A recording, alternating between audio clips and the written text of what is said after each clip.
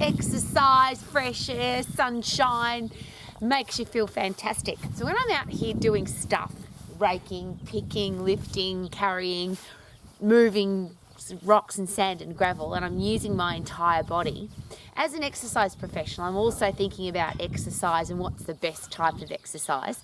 And for me, it's a really great time to analyse what's going on inside my own body. Do you do that too when you're exercising? What muscles am I using? What joints are being used? Am I working my endocrine system and central nervous system at full power? What's going on? And today's brought some really interesting questions into my mind, and I'm just going to lay them out there for you as an exercise professional. If you exercise yourself, if you are a coach, if you want to be healthy, fit and strong for the rest of your life. And there's two questions that I always ask about everything now. Anything to do with anything. Why would I do that, and how does it work? But particularly with exercise, because there's so much information out there about how to exercise and how often to exercise and what exercises to do and how many times to do them and how many days a week you should do them and how much rest you should have in between each exercise session. And you can go to any platform of social media and get such controversial, contradicting information. How do you know what to do? And as an exercise professional, I think it's really important not just for me to understand how my human body works and how anatomy and physiology works, but also how to be able to explain it really simply and make sure that whatever exercise or information I'm delivering is safe, effective and fast. And I always use those three words: safe, effective and fast. Because if you were designing an exercise program, and I'll reverse it, would you want it to be unsafe? Of course not, because you'd hurt people. Would you want it to be ineffective? Of course not, because what a waste of time. And would you want it to be slow? And I hope the answer is no, because the biggest excuse that the world uses for not exercising is they don't have time. So if you give people a long exercise program, is it more likely or less likely that they're going to stick to their exercise program? So why am I doing that, and how does it work? And interestingly, because if you have a look here, I've created a golf course for K-Men. I have literally moved hundreds of tons of rock and gravel and sand in a wheelbarrow with a pick, with a rake and with a shovel. And they're all full body exercises. So when I'm doing those things, when I'm moving, I ask myself, what muscles am I not using? What joints am I not using? Which part of my endocrine system and central nervous system am I not using? I've got a gorgeous little plane about to fly over. Woohoo, we'll wave. Woohoo! And the interesting question is, if I'm using all of my body, so even if I think I'm just using my upper body, but what fires my upper body is the central nervous system and the endocrine system, which also fire the lower body. So then I always ask questions about split programs and breaking the body up into little pieces, and how many times a week would I exercise when I need to make sure that all of those systems are recovered. And I think they're really important questions. So I'm not delivering information about exercise. What I'm asking is this: if you are an exercise professional, or if you exercise and you want the best results in the safest way possible, in the shortest period of time, then shouldn't we ask those questions? Why am I doing this, and how does it work? And if the person can't give you and it's not even a logical explanation, because a lot of the stuff that you hear on social media, it sounds okay. But when you analyse it from how the human body works, it doesn't make any sense at all. So there's one part of anatomy and physiology that I think as exercise professionals, and or if you exercise, we should all understand. And that's the three energy systems. It's like the fundamentals, the ABC of how the human body works when it comes to energy. So the initial system, the phosphate system, which is the 100% effort, fight and flight, get the hell out of there, fast twitch muscle fibers, no waste product, 100% effort. I'm going to say it again, 100% effort. It's only 10 seconds. So it's really short. After you get out of the phosphate system, so after 100% effort for 10 seconds, you then go into the lactate system, which you can go very hard in the lactate system for up to 2 minutes, because you only have to look at elite athletes that do 200 metre sprints, 400 metre sprints. They're really working very hard in the lactate system. But the challenge with that system is it has a waste product called lactic acid. And for most people, lactic acid produces a nauseous feeling. It also produces a burning sensation in your muscles. Now, most people who exercise in the lactate system, who love that burning sensation, will say, oh, I love to feel the burn. But most people who don't exercise don't want a burning sensation in their muscles. So once you get them past 10 seconds and they get into the lactate system and they start feeling a bit nauseous and their muscles start burning, they don't want to do very much. So it's not really a great system to exercise people in if you want them to stick to their exercise program long term. Now, can you build up a resistance to lactic acid? Yes, of course. But again, you've got to push through that feeling. And for somebody that's just getting started, I don't want them to feel that because it might be the reason they don't keep going. Now, the aerobic system, so phosphate 10 seconds, lactate 10 seconds to 2 minutes. The aerobic system is what we work in all the time. So we can't work there at 100% effort because we can't work at 100% effort all of the time. The only 100% effort system is the phosphate system. It's designed to get us the hell out of there.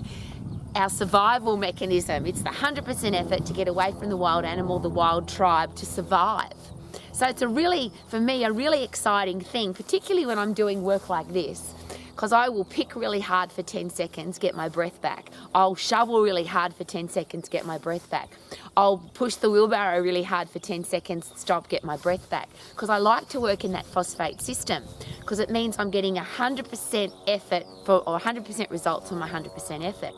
The challenge I've got with the aerobic system, which is what most people work in because it's anything past 2 minutes or anything that isn't high intensity, it's long and slow. And yes, you burn fat, and yes, you burn carbohydrate, and yes, you burn a little bit of protein. In the phosphate and lactate system, you only use carbohydrate and stored phosphates. You only use sugar, glucose, glycogen, carbohydrate. In the aerobic system, yes, you have to start tapping into fat because we only store half a kilo of carbohydrate. It's a long, slow process to get a result, and it doesn't give us the fitness result because you can't work in your aerobic system at 100% effort.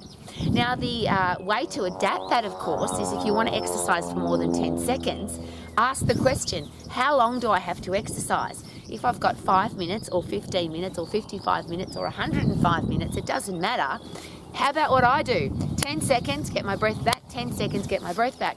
And out here, some days I'm out here for 7 or 8 hours because I love it. That means I'm working in my phosphate system for 7 or 8 hours, which means I'm also working on my ability to keep going for a long time, which of course is our endurance. So that means I'll get fit for running marathons, I can get fit for doing Ironman, I can get fit for life, I can get fit for my aerobic system. Isn't it that interesting? If I get phosphate fit fast, don't try and say that 100 times fast, phosphate fit fast, I get fit for everything else. So I'm probably begging again. I've given you a really simple explanation of the 3 energy systems and how our body works when it comes to exercise. It's really simple. Why would we give somebody a big, long, boring exercise program when they could do a really short, fast one in 10 seconds without any of the waste product that hurts, without any of the burning sensation, without any of the stuff that makes us feel sick?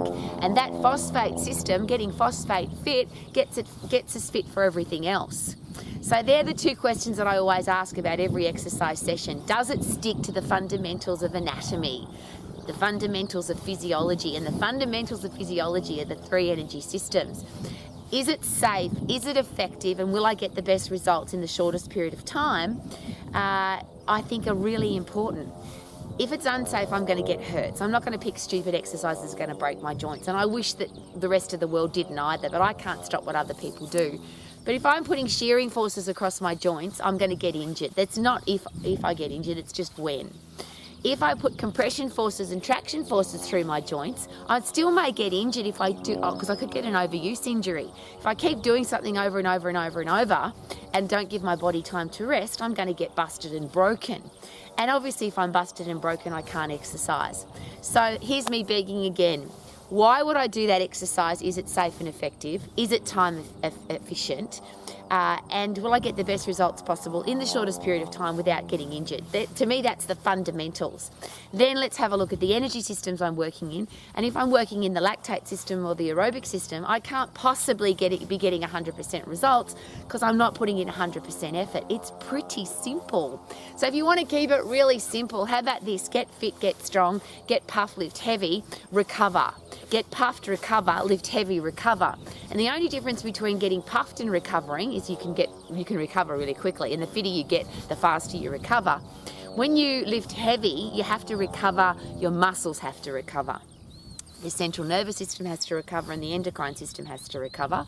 And that's why I always ask, how could somebody tell me how often to exercise? You don't know how often you need to exercise, and I don't know how to tell you how often you need to exercise, because the time it takes for us to recover, so our muscles have to recover from the workout, regenerate from the workout, and supercompensate from the workout. And that depends on lifestyle, nutrition, hydration, stress levels, what's going on in your life at the moment, and that's different for everybody. So the beautiful thing about both of those, get fit, get strong, if you know you're getting fit because you recover quicker after you get puffed, easy. You know you're getting stronger and you can lift heavier.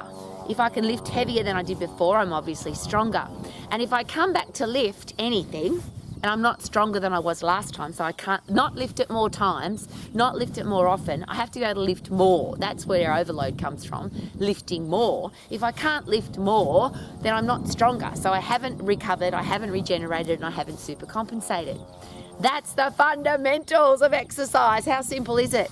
Get puffed, recover, lift heavy, recover, and be fit and strong for the rest of your life. Wouldn't that be awesome? And then you can get outside and lift rocks and move wheelbarrows full of sand and gravel, and you could just be an old lady and be amazing. And I'll just give you a really quick one. I've got a new big pile of dirt over there. I finally had to ask for some help, and I always say this, if you need help, here's the help at the end of your own arm, helping hands. And don't ask for help unless you've done everything you possibly can on your own. And I absolutely did. I did everything I possibly could on my own out in my garden here. And then I called Greg the earth mover. And what was really cool when Greg came with his big bulldozer to move some dirt for me, he was pretty bloody impressed with how much I'd done on my own. So he was really happy to help me. And I just share that with you because wouldn't it be nice if you have to go and get help from an exercise professional or a personal trainer or some kind of social media guru expert? Hello again to the plane wave. Woohoo! How about we make sure that we've learned as much as we can on our own? I moved as much rock, dirt, gravel and soil as I possibly could on my own with my wheelbarrow and my rake and my pick and my shovel.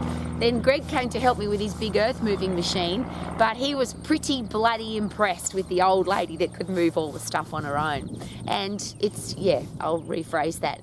When you're young and fit and healthy, that's pretty impressive, young and fit and healthy. But when you're old and fit and healthy, when you're chronologically old but you're still really fit, wouldn't that be a really cool way to live your life? And that's what I wish for everybody. That's what Romax is all about.